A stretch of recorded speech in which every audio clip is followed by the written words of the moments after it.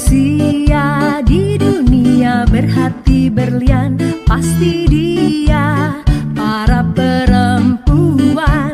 Manusia di dunia titisan surga, pasti dia anak-anak kita. Mereka cahaya penerang semesta, penuh irama gerakan dunia. Mari bersama hidupkan mereka, sayang setara sejahtera. Tapi mengapa masih saja banyak kekerasan menimpa mereka? Kota, di desa dan rumah kita, cukup sudah, akhiri semua. Stop kekerasan pada perempuan, stop kekerasan pada anak kita, stop ketidakadilan untuk mereka. Bersama kita pasti bisa.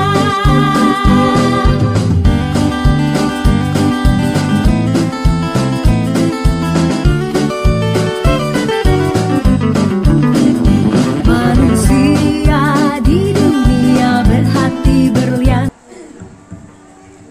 Assalamualaikum warahmatullahi wabarakatuh. Ngapunten, saya kalau konco ya longgo wedi. Saya tak berdiri. Yang terhormat Ibu Kepala Sekolah dan seluruh apa jenenge Bapak dan Ibu guru serta Bapak dan Ibu wali murid. Bapak itu. Ya, kebetulan hari ini materinya agak ngeri, Bu. Tapi bahasannya toh, aslinya enggak. Tenang aja. Anak berhadapan dengan hukum. Nah, itu opo ibu Bu kepala sekolahnya sampai wedi dari opo ibu. Ya tentu tadi disampaikan oleh Pak Kabid, anak itu adalah anak dihitung mulai dalam kandungan sampai usia 18. Kalau kurang 1 hari bagaimana? Maka disebut anak. Kalau sudah 18, dewasa. Ya, jadi remaja tidak, ya, tidak tertulis dalam undang-undang peradilan pidana. Jadi yang ada adalah anak dan dewasa. Ngitungnya kayak apa? Tentu sama dengan ngitung sampai ulang tahun. Jam 12 dalu. Nah, masuk berarti masuk 18 dihitung dewasa. Kurang sehari anak. Kurang 1 jam anak. Perlakuannya berbeda, hasilnya nanti berbeda. Jadi kan apa? Wali, siswa, kok secuili anaknya tapi gitu. Usia pinten Mbak? Oh 35, berarti nikahnya normal lah. Karena hari ini ada Pak Ketua Pengadilan Agama Bawean datang ke kantor KBP PPA dalam rangka pencegahan perkawinan anak. Nah, di seluruh Kabupaten Gresik, 2 tertinggi, tempatnya 22 kecamatan ada di Bawean, Tambak dan Sakabura. Pernikahan anak. Nah, ini menjadi persepsi yang berbeda. Pernikahan anak, menurut beberapa pakar, itu masuk dalam kekerasan anak. Beberapa lagi mengatakan tidak termasuk. Jadi apa? Oh halus-halus kok, bukan kekerasan jadi. Ya tapi ya kalau ngomong undang-undang masuk kekerasan. Maka pernikahan anak masuk dalam kategori kekerasan terhadap perempuan dan anak. Lalu bagaimana ketika anak kemudian orang tuanya tidak bisa bina, kemudian harus dinikahkan. Nah ini problem lagi. Nah problem lagi. Kalau saya harus ngomong ini berarti sampai engkok Marisa. Jadi aku tak ngomong khusus ABH aja. Saya tadi hanya menyampaikan memang dalam hukum itu beda-beda. Ada yang mengatakan ini boleh, ini tidak boleh. Itu biasa. Kembali kepada anak yang bermasalah dengan hukum. Anak yang bermasalah dengan anak yang berhadapan dengan hukum. Anak yang berhadapan dengan hukum adalah anak yang berkonflik dengan hukum. Tadi disampaikan oleh Ibu Kepala Sekolah, anak berkonflik dengan hukum itu bisa dia sebagai pelaku, artinya anak yang melakukan perbuatan, kemudian anak sebagai korban, tentu anak yang mendapatkan perlakuan, kemudian anak sebagai saksi. Saksi tentu siapa yang mengetahui, melihat, serta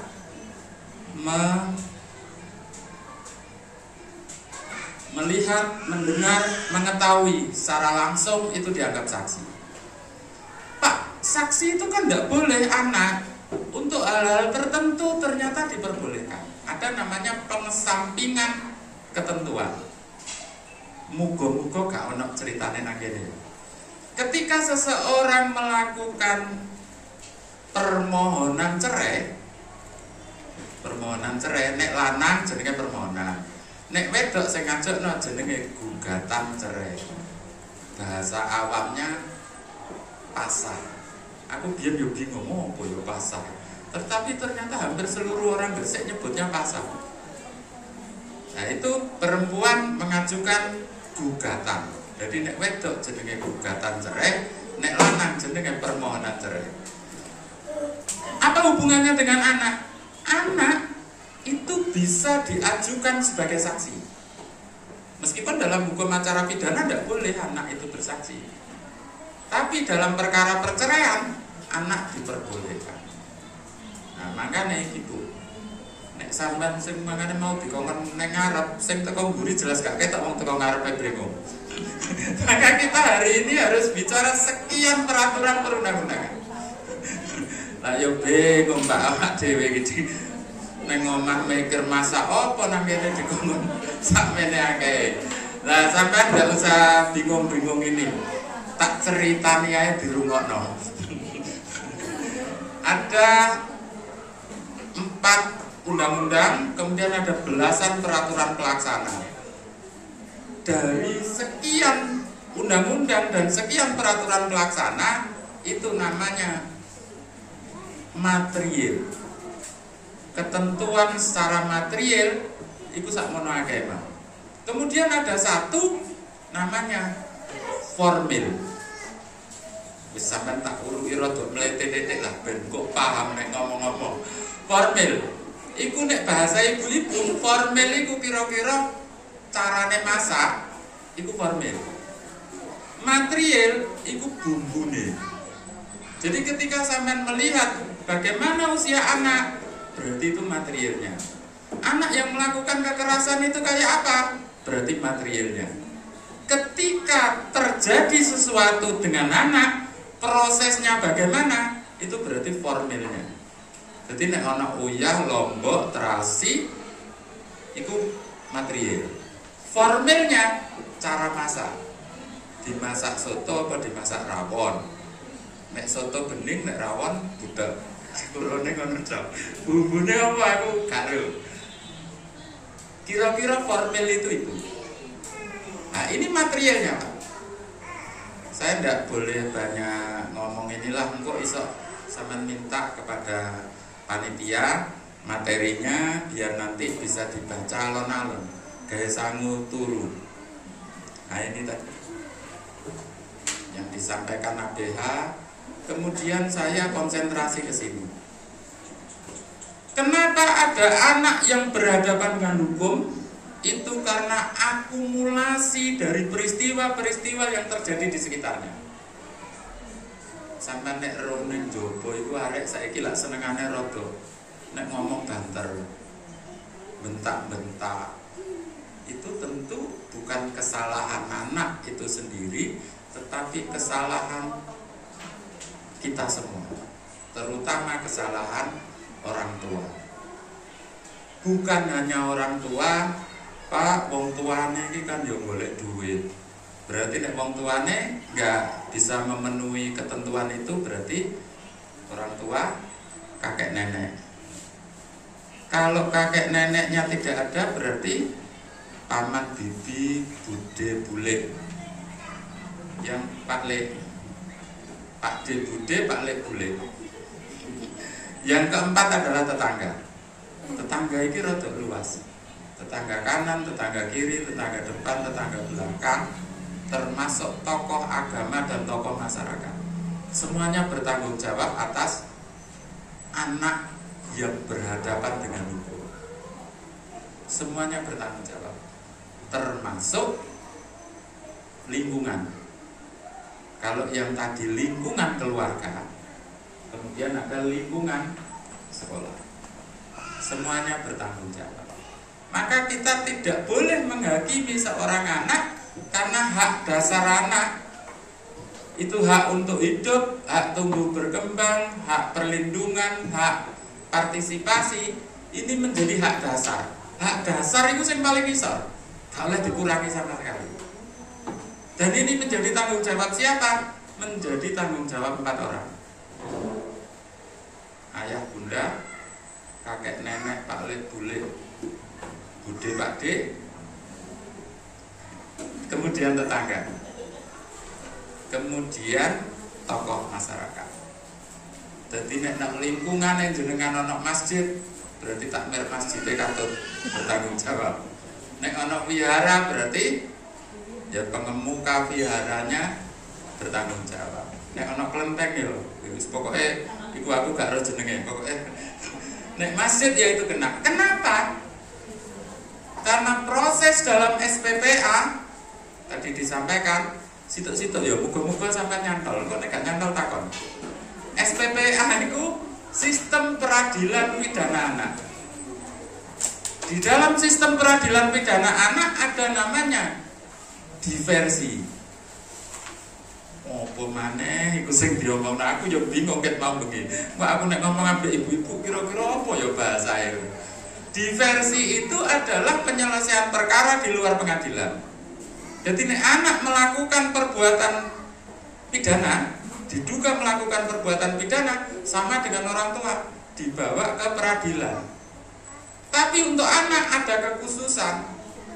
Undang-undang mengatakan mulai dari penyidikan, penuntutan maupun proses perkara, maksudnya pengadilan itu wajib mengupayakan namanya diversi.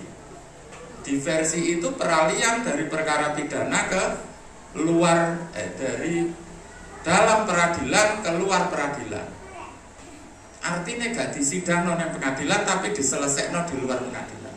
Siapa yang akan menyelesaikan? Mau balik wong papat mau. Bapak, ibu, kakek, nenek, Pak Le, bule, Pak D, bude dan seterusnya, termasuk tokoh masyarakat, dibantu oleh PPA, petugas PPA, perlindungan perempuan dan anak, dan yang terakhir dibantu oleh advokat menyelesaikan. Sampeyan lah biasa ngomong, Pak iku lho wong salah lho mek dihukum 3 tahun. Pemane nek TikTok sing rada menyesatkan, sampeyan kan gak maca sak terus pokoke rene dihukum 3 tahun kan. Hakime gak bener iku. Biyen dadine hakim dodol sawah paling ngono dan seterusnya. Maka semangat baru di Undang-Undang No 11 tahun 2012, penyelesaian perkara ini diselesaikan dengan cara diversi. Maka tidak hanya menjadi wewenang hakim, tetapi menjadi wewenang seluruh orang yang ada di sekitar anak tersebut ikut menyelesaikan. Enaknya kayak apa? Kenapa? Karena pengadilan itu kan tempat mencari keadilan. Nah kita yang ada di sini bukan hanya orang yang punya panggilan pengacara ya, semuanya itu mempunyai tanggung jawab untuk menyelesaikan perkara itu secara adil. Mbak yang UNESA magang Bu ya? Magang guru? Hah? Oh magang. Oh magang dinas. Ya. Lah ya Mbak mau ngomong apa? Jadi intinya ke pengadilan itu adalah mencari keadilan. Maka di Undang-Undang SPPA semangatnya adalah bagaimana mencari keadilan tapi di luar pengadilan. Jadi kok sampean karena dilibat no sampean gak iso maneh ngrasani. Hakime gak bener, hakime kena sogok, jaksa itu koncoe terdakwa dan seterusnya gak ada. Karena sampean semuanya dilibatkan. Itu semangatnya. Lah sampean saiki tak kandhani dhisik ben menene ana perkara sampean sudah bisa hadir untuk ikut menyelesaikan perkara tersebut.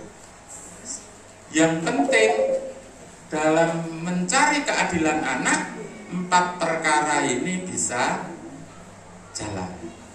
Hak hidup sudah pasti, kewajiban orang tua dan seterusnya tadi, bagaimana anak bertumbuh kembang dengan baik. Ini asasnya. Nah, ketika mencari keadilan tentu ini ada perlindungan, keadilan non disebut dan seterusnya. Saya tidak perlu banyak ini tadi anak yang disampaikan. Jadi kurang dari 18. Kalau sudah 18 pas berarti masuk dewasa. Nah ini. Tapi saya tidak berharap ini ada di sini. Termasuk Bu Kepala Sekolah tadi tidak berharap. Sebenarnya anak itu harus dilindungi. Inisialnya tidak boleh disampaikan. Tetapi karena ini sudah masuk media massa, maka saya boleh dong menyampaikan di sini untuk contoh. Ini kasus di Gresik. Kalau sampean ingat, saya sendiri yang nangani. Terus tadi yang pegang kamera tadi anak kecil, itu namanya Mas Rosi. Itu tim saya yang ikut menangani. Nah temannya Mbak ini, kalau yang ini terlalu tajam ya. Ini kalau sampean pernah dengar itu di Gejos itu Mbak, Gelora Joko Samudro. Nah anak-anak gak main-main ini, tawurannya gak ambek podo penontonnya, nawur polisi Pak. Jadi polisi ini yang ditawur. Jadi saat persidangan itu kami ya agak, wah kok ono ya anak-anak kok sampai kayak gini ya. Jadi polisi ini kok ono sing jahitan 6, ono sing jahitan rolas dibawa ke pengadilan. Memang betul. Dan itu tugas kami untuk membela anak. Kenapa anak meskipun melakukan kesalahan harus dibela? Karena anak itu meskipun sebagai pelaku, dia juga dianggap sebagai korban. Korban dari siapa? Pengabaian orang tuanya. Sing papat mau Pak Lek Bule, dadi bude mek diceluk bude tak senenge. Monggo Bu Nia. Tak saya dulu giliran. Jadi menjelang masih. Jadi itu orang-orang di sekitar bertanggung jawab. Maka anak ini selain pelaku, dia dianggap sebagai korban. Anak ini harus dikembalikan martabatnya. Anak ini harus dibela bagaimana caranya sekolahnya tetap bisa jalan. Anak ini harus dibela bagaimana dia masa depannya tetap ada harapan. Maka ketika dia masuk dalam sistem peradilan pidana anak, semua tahapan diwajibkan melakukan diversi. Diversi itu berunding. Bagaimana iki apike? Cuma ono syaratnya situ. Syaratnya korbannya mau. Kalau korbannya tidak mau, tidak bisa juga. Maka berlapis. Di tingkat kepolisian ditawari diversi, di tingkat penuntutan jaksa juga melakukan diversi. Ketika itu gagal, ada satu langkah lagi di pengadilan. ketua pengadilan nanti sebagai mediator, atau ketua pengadilan menunjuk yang mulia hakim yang menangani perkara sebagai mediator. Kenapa? Karena anak pelaku itu juga anak korban. Makanya Ibu Kepala Sekolah hari ini sudah tepat mengundang saya. Dikongkon cerita kayak ngene. Ben oleh sangu Bu, awak dhewe. Disangoni ambek negara, sing nyangoni mboten jenengan Bu. Tenang mawon, disangoni kula kali negara. Makane nek sampean gak paham, takon mumpung awak dhewe ana sing nyangoni. Soale nek sesuk sampean takon, bayar Bu. Teng kantor iku lho. Bayar. Kantor saya ada di Terminal Bunder. Di dalam Terminal Bunder itu ada tulisan besar BBC dan PNM Law Firm. BBC itu Banyu Biru Konsultan, itu khusus nangani hubungan industrial, pabrik-pabrik, nek ana arek di PHK dan seterusnya dikongkon lembur tapi gak dibayari lembur. Nah itu di BBC. Kalau ada pidana, perdata, perceraian dan seterusnya di PNM Law Firm. Uangnya podo. Jadi iso membo-membo. Sak jeke kumpul psikolog pinter membo-membo saya. Ini beberapa cerita dan alhamdulillah kami menangani anak-anak ini ada 4 orang kena 1 bulan perkara. Kenapa? Apakah tidak bisa dilakukan diversi? Polisinya gak gelem. Saya ya wajar tapi polisinya gak gelem. Kenene dijahit 6. Terus kenene bengep. Jadi masuk ke persidangan itu matanya masih di perban. Ngeri. Lah iki dia apa nopo arek-arek ya. Arek cilik, Bu. Wis wani. Ya cilik itu artinya di bawah 18. Muga-muga mboten enten keluargane jenengan ya. Nah ini terus saya hanya pengen perundungan, bullying dan macam-macam. Saya hanya pengen menyampaikan bahwa sebenarnya sebelum anak ini melakukan tindakan-tindakan, kita sebenarnya kalau kita peka, anak itu sebenarnya sudah memunculkan sinyal-sinyal. Sinyalnya apa? Nek dikandani bantah, nek ngomong gak kena di stop, banter, ngapunten, senengane meso dan seterusnya, itu sinyal. Ketika anak-anak kita sudah ada sinyal-sinyal seperti itu, maka selaku orang tua, ayah bundanya, kakek nenek, Pak Lek, Bule, Bude, Pak D tadi, kenapa harus saya sebut semua? Kadang-kadang itu saya itu ada yang pernah tahu saya sebelum ini. Oh, gak terkenal berarti. Saya itu sering ngopi mulai dari Sumber sampai alun-alun. Kau wape bakul kopi kenal sudah. Mulai itu ke Sumber sampai alun-alun. Setiap malam ganti-ganti tempatnya. Kenapa? Karena itu tanggung jawab saya sebagai pemilik kantor hukum, salah satunya itu. Saya harus bisa mengawasi problematika yang terjadi di masyarakat. Saya sering ngopi. Nah, tapi iku nek terjadi neng gone suamine jenengan. Soalnya sing lanang mek situ. Suamine jenengan kalau kerja, mari kerja ngopi dhisik, mulai iku lak wis pegel. Terus nek ditakoni rada ngamuk-ngamuk. Lah iki nanti ketika terjadi seperti ini akan menjadikan akumulasi kepada anak bisa melakukan tindakan-tindakan yang tidak baik. Mari kerja gak mulai. Mari kerja ngopi dhisik, engko nek wis pegel pamit koncone. Tak mulai ya wis pegel. Mulai baru. Nah kalau saya kan ngopinya dalam rangka kerja, aman.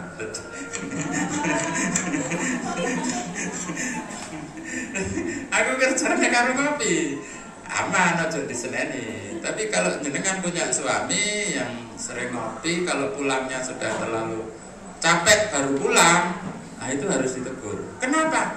Karena itu masuk dalam penelantaran anak, penelantaran istri,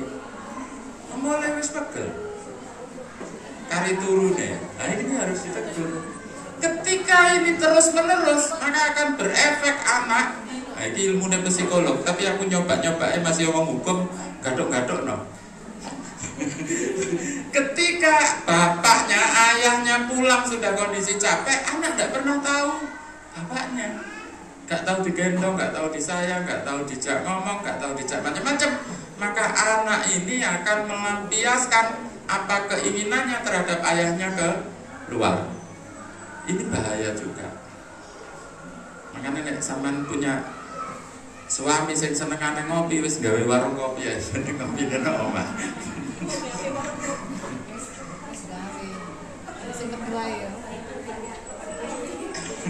Lah aku bisa repot maneh. Terus digawe apa itu? Ini yang tadi saya sampaikan, ada kewajiban dari aparat penegak hukum mulai dari kepolisian, kejaksaan, pengadilan untuk melakukan diversi. Karena apa? Karena anak ini saking istimewanya. Saking istimewanya anak. Karena ketika anak ini hilang masa depannya, hilanglah masa depan negara.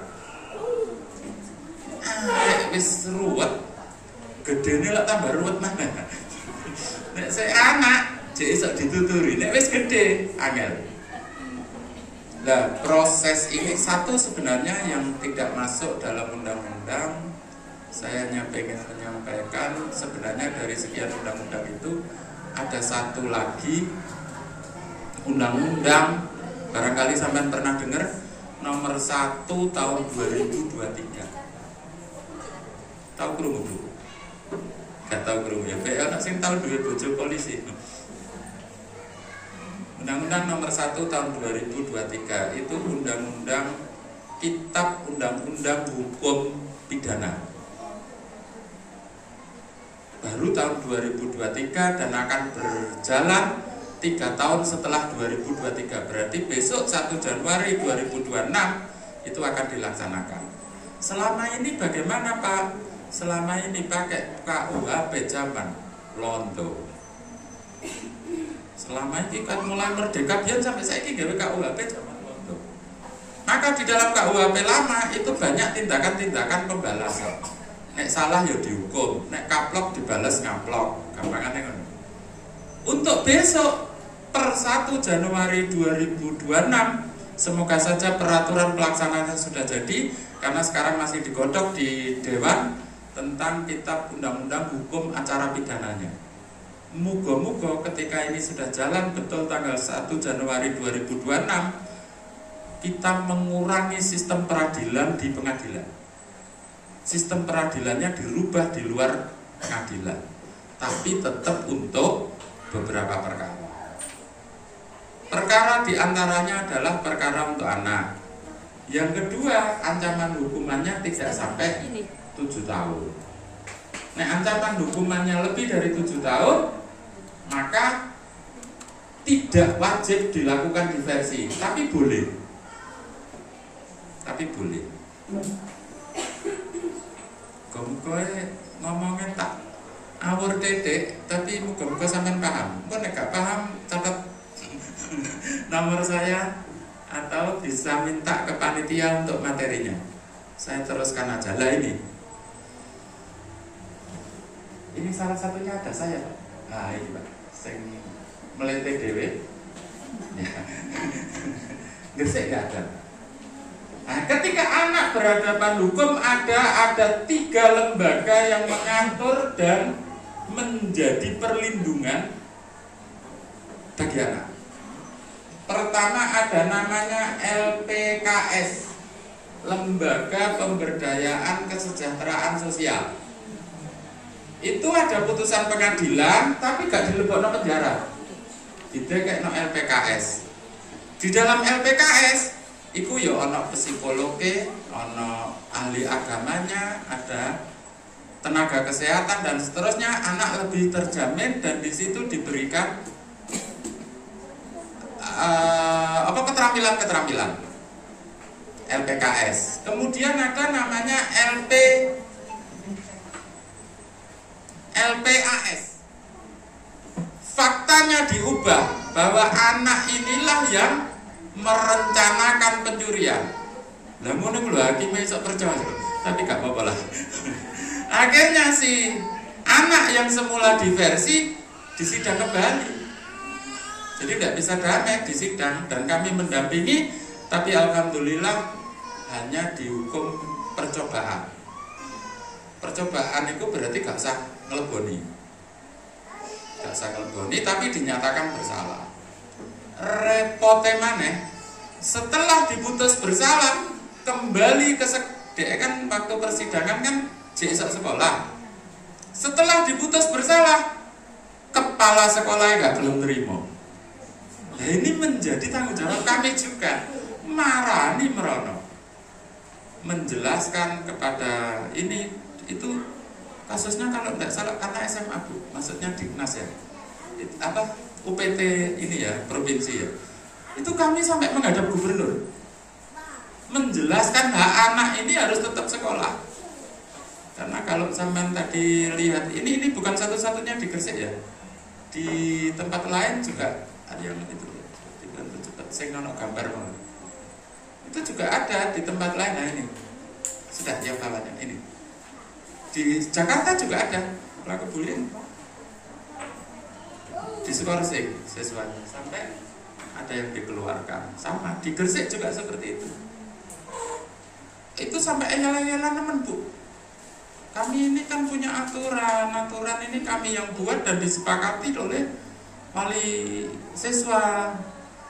Maka kalau kami tidak mengeluarkan ini was dan seterusnya. Akhirnya kami dialog dengan waktu itu Pak Karwo.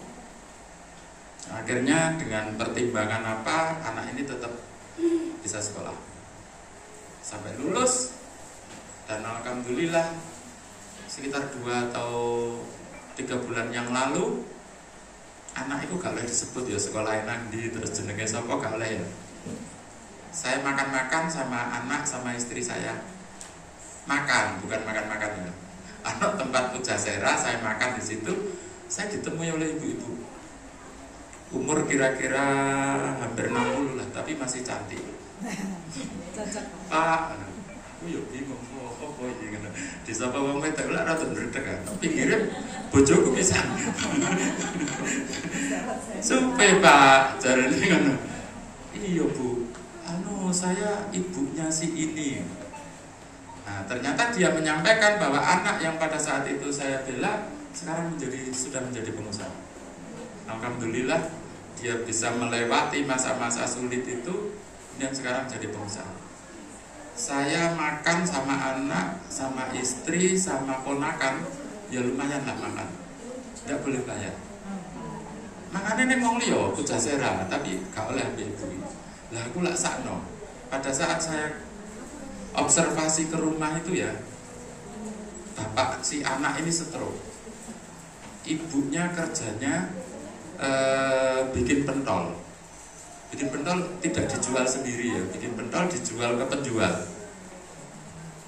Jadi nasibnya iki nemen lah pada saat itu. Aku jeeling zaman itu, aku lali nek iku sekian tahun yang lalu. Nah, tapi saya terpaksa, saya tetap membayar, tidak usah ngomong ke ibu. Sekian hari kemudian si anak itu datang ke rumah, membawa mobil, saya masih ingat, mereknya Jukel. Jukel itu apa? Nissan terbaru. Dia datang ke rumah, Pak, alhamdulillah menyampaikan bla bla bla. Saya sekarang usahanya sudah alhamdulillah, cuman bapak sudah almarhum. Bapaknya almarhum, ibunya ada jaga itu, terus anaknya sudah berhasil. Saat itu saya dikasih mau macam-macam Bu. Ono buah itu loh, buah mungkin sak toko be dilengkapi, ono anggur, ono apa itu sebarang. Dilokno kabeh. Saya saat itu gratis ya. Saya kalau bela tidak boleh narik anggaran karena saya sudah digaji oleh pemerintah.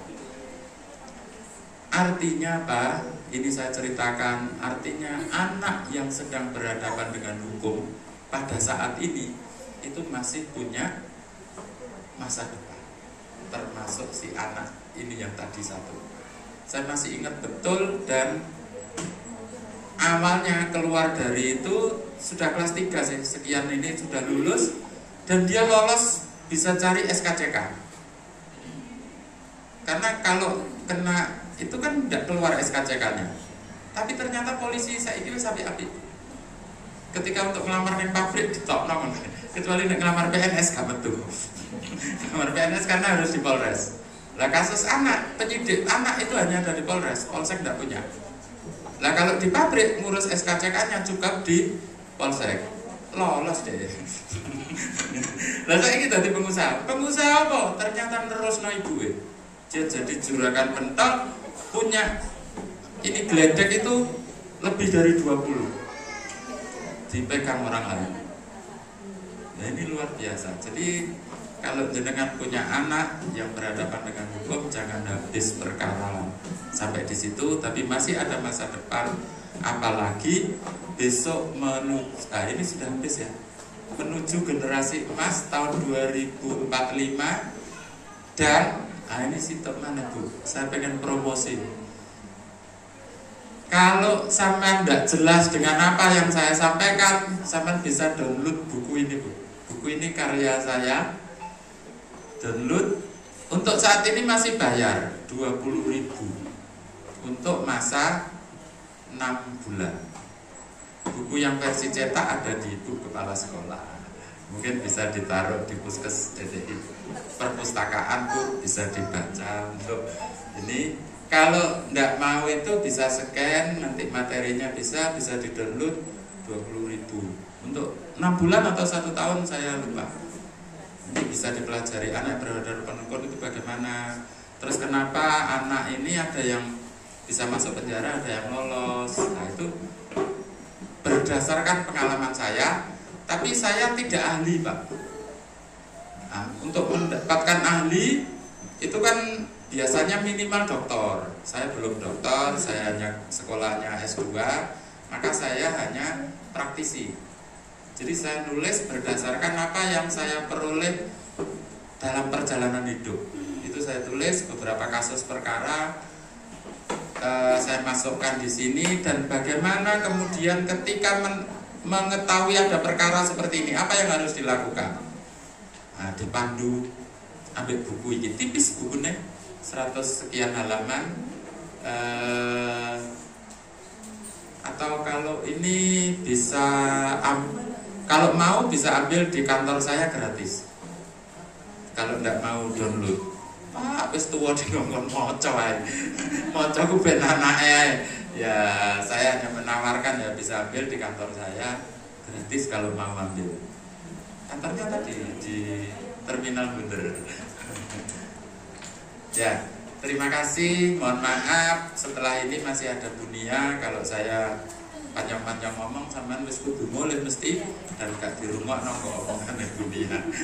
Terima kasih. Mohon maaf. Saya kira assalamualaikum warahmatullahi wabarakatuh.